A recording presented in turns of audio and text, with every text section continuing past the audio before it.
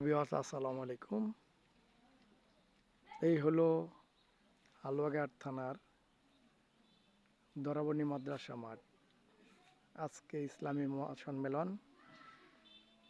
অনুষ্ঠিত হবে ইনশাআল্লাহ। সমস্ত কাজ কমপ্লিট। আমার মিস্ত্রিরা কালকে রাত্রি সব কমপ্লিট করে রেখে গেছে। আমি এইমাত্র মাইক চেক দিল, একটু খেয়াল করলাম। যাক আলহামদুলিল্লাহ, সব সাকসেসফুল। মাঠটা মোটামুটি অনেকটুক বড়। বক্তার নামটা আপনাদেরকে আমি জানাতে পারতেছি না, কারণ আমি নিজেও জানি না। হ্যান্ডবিলটা এখন আমি দেখি নাই। আপনারা কমেন্ট করলেও আমি তার জবাব দিতে পারবো না। ইনশাল্লাহ কিছুক্ষণ পর, নামাজের পরেই আপনারা জানতে পারবেন আজকে এখানে প্রধান বক্তা কে। এই হলো স্টেজ।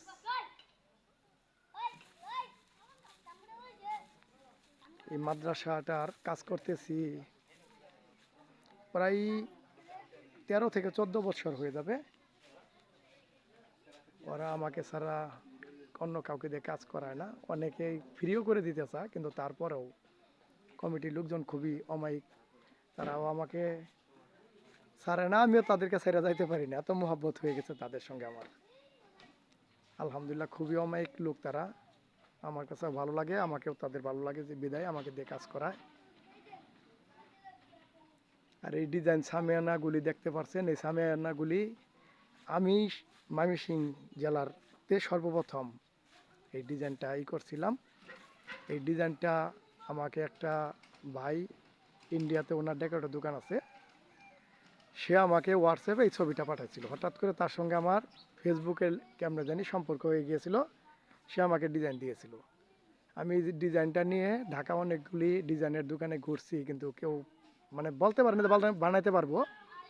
পরে একটা লোকে আমাকে সাহস দিয়েছিল, যে তার নাম বাপি ভাই। সে বলছে যে ভাই, আমি আপনাকে একটু আমাকে সময় দিলে একটা আগে তৈরি করে বলতে পারবো যে বানাইতে পারবো কিনা।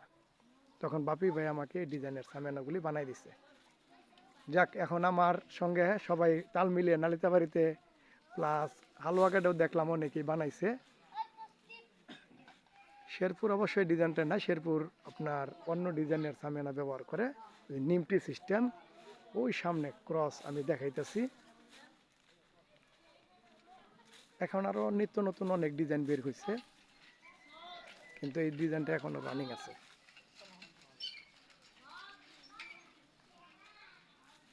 এই ডিজাইনগুলি আমাদের এখানে প্রচলিত বেশি।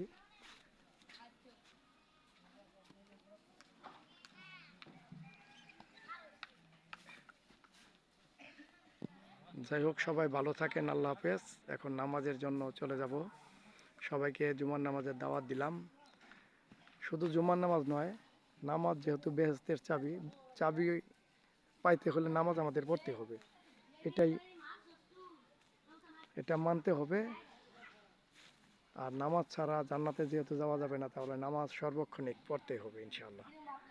আমিও নামাজ পড়বো ইনশাআল্লাহ। আপনাদেরকে নামাজের দাওয়াত দিলাম। আসুন আমরা সবাই আজ থেকে 5 ওয়াক্ত নামাজ পড়ার চেষ্টা করি। ইনশাআল্লাহ নামাজ পড়তে পড়তে দেখবেন যে নামাজের দিকে মনোযোগী হয়ে যাবেন। তো রাখি। আসসালামু আলাইকুম।